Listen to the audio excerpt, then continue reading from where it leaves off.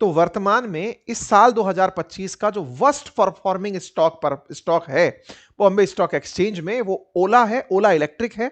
After first cry and Ola electric दोनों ही Bombay stock exchange के worst performing stocks में से चल रहे हैं। तो ऐसे में बड़ा सवाल ये कि जिन्होंने ओला के शेयर्स लिए हुए हैं, क्या वो चिंता के दौर में गुजरे, क्योंकि मालिक ही लोग शेयर बेच करके निकल रहे हैं। बाजार क्या कह रहा है, क्या कारण चल रहे हैं, और इसका फाइनल क्या वर्डिक्ट है, मतलब क्या चल रहा है, उस पर आज हम चर्चा करते हैं। क्योंकि हमने इस पर कई बार पहले भी सेशन किया है। जब हमने पहले सेशन किया था उस समय इसका शेयर जो है 46 रुपए पर ट्रेड कर रहा था।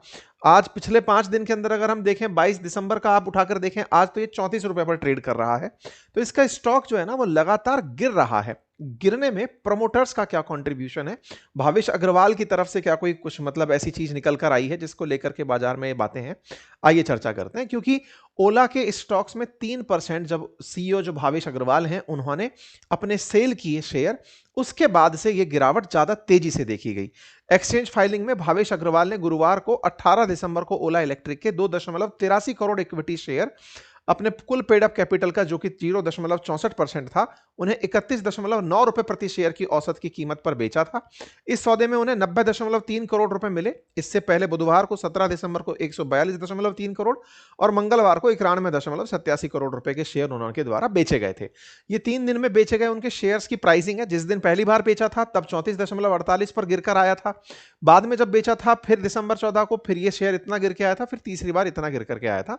तो ये इतने करोड़ शेयर इन्होंने बेचे, और इतने करोड़ शेयर को कितने दाम में बेचा वो मैंने आप लोगों को थोड़ी देर के अंदर मतलब ये जो बताया है, इस दाम के अंदर लगभग 340 करोड़ रुपए के अंदर इन्होंने अपने शेयर्स बेचे। इंटरेस्टिंग फैक्ट अगर आप डे बाई डे देखें, नेशनल स्टॉक एक्सचेंज का ये सोर्स से बना हुआ डेटा है, 16 दिसंबर को प्राइस गिरता है। 17 दिसंबर को जब मार्केट को पता चलता है कि इन्होंने इतने स्टॉक बेचे हैं तो ये और नीचे गिरकर आता है। 17 दिसंबर के बाद फिर 18 दिसंबर को इनका शेयर और गिरने आता है, तो फिर और गिरता है। यानी कि मार्केट में ये सेंटिमेंट ही कि भाई हमारा प्रमोटर ही इसके शेयर बेच कर निकल रहा है, तो कहीं ये अपने आप में बड़े रिस्क की बात तो नहीं हो रही है, तो भाव नीचे की तरफ गिरने शुरू हो जाते हैं। इस तरह से अगर आप देखें तो डे बाय डे जो इनके द्वारा स्टॉक सेल किया गया उससे शेयर के भाव में गिरावट आई।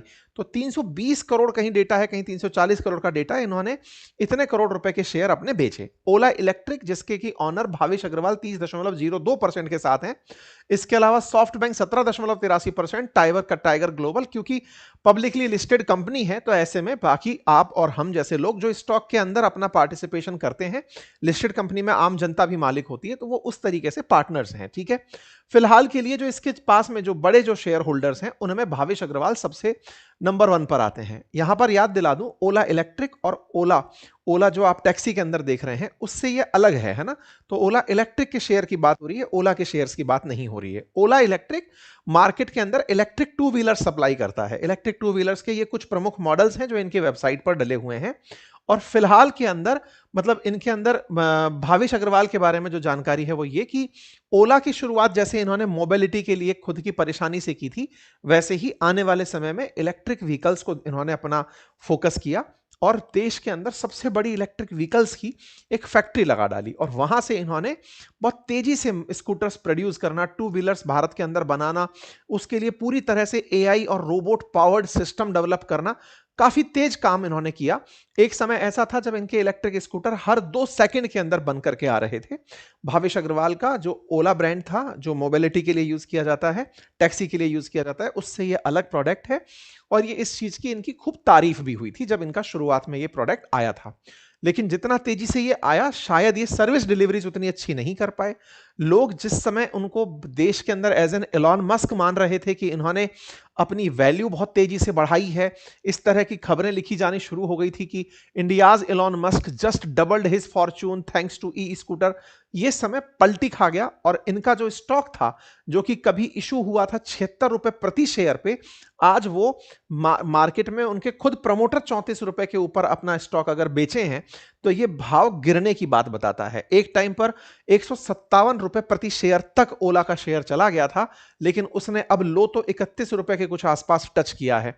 तो कुल मिलाकर के इतना तेजी से इनके अंदर जो ये परिवर्तन हुआ, ये देश के अंदर एक बड़ी चर्चा का विषय बना। ओला इलेक्ट्रिक का आना, ओला इलेक्ट्रिक का लिस्टेड होना, ये बड़ी खबरों में से था। और ओला इलेक्ट्रिक का मार्केट में जिस तरह से पकड़ बनाना था, ये भारत के अंदर एक मतलब अपने आप में मैन्युफैक्चरिंग में वैसे भी बहुत कम कंपनियां हैं, उनमें से एक कंपनी के रूप में इन्होंने जो शुरुआत की, भारत में मेक इन इंडिया के तरीके से इनको सपोर्ट मिला, सोच मिली, लोगों का साथ ये सोचकर मिला कि चलो कोई इंडिया की कंपनी है जो मेक इन इंडिया को दिमाग में रखकर कोई काम कर रही है। हालांकि और भी जो देश की कंपनियां हैं वो इस तरह से भारत के अंदर काम कर रही हैं, हमारे देश की और भी कंपनियां, लेकिन एज एन स्टार्टअप इसको एक बड़ा पुश मिला था लोगों की साइकोलॉजी का। लेकिन भावेश अग्रवाल ने जैसे ही अपने शेयर बेचे, उसके बाद में लोग इस पर चर्चा करने शुरू हो गए कि एक तो पहले ही ओला के शेयर बहुत बुरी तरह गिरे हुए चल रहे हैं, और ऐसे में आप अपने तीन मतलब शेयर्स और बेच देते हैं, तो इस तरह से इनके जो प्रमोटर के जो शेयर हैं उनके अंदर गिरावट आती है।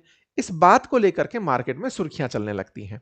जब कारण खोजा गया कि साहब आप क्यों बेचे शेयर, तो इन्होंने कहा मैं कर्ज मुक्त होना चाहता था। 260 करोड़ के आसपास का इन्होंने अपने ऊपर कर्ज बताया, जो कि इनकी कंपनी के ऊपर था। जब इन्होंने ये कंपनी शुरू की तो इन्होंने कहा कि ये लोन करीब 260 करोड़ रुपए था, प्रमोटर प्लेज के रूप में था।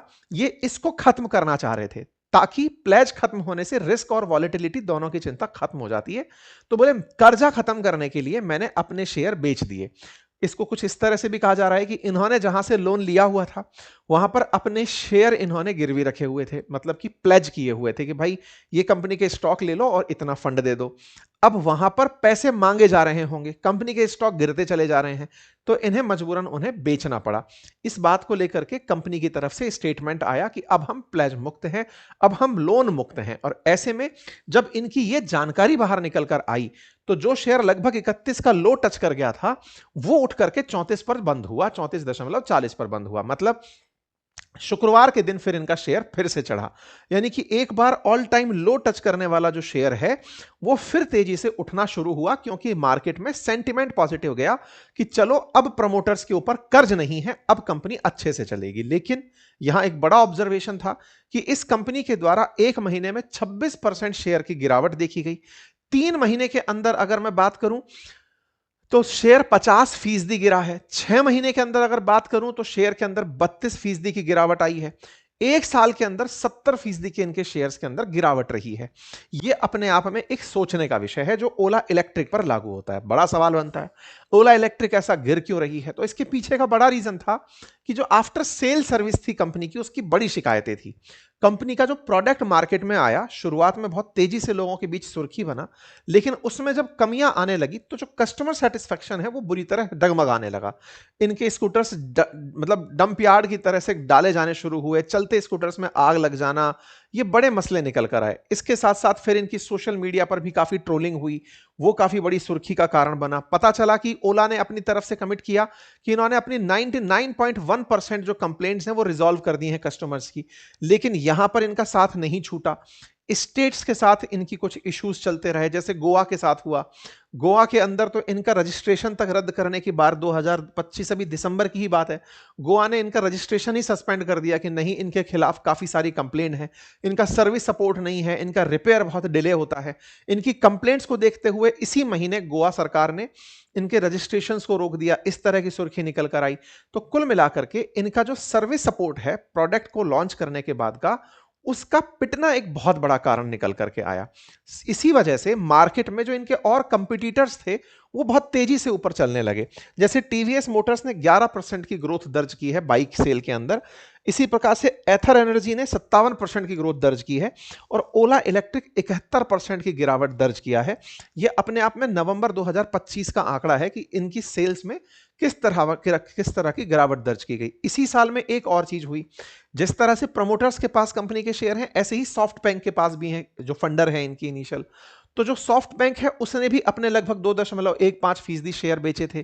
तो जब प्रमोटर्स या फंडर्स जब अपने स्टॉक्स को बेचने लग रहे होते हैं, तो इन्वेस्टर्स के अंदर एक भाव उत्पन्न होता है कि कहीं ऐसा तो नहीं है कि उन्हें लग रहा है कि कुछ गड़बड़ हो चल रही है, तो चलो पैसा निकाल के चल लेते हैं, क्योंकि अल्टीमेटली लिस्टेड कंपनी बनाकर फिर निकलना ही प्लान होता है।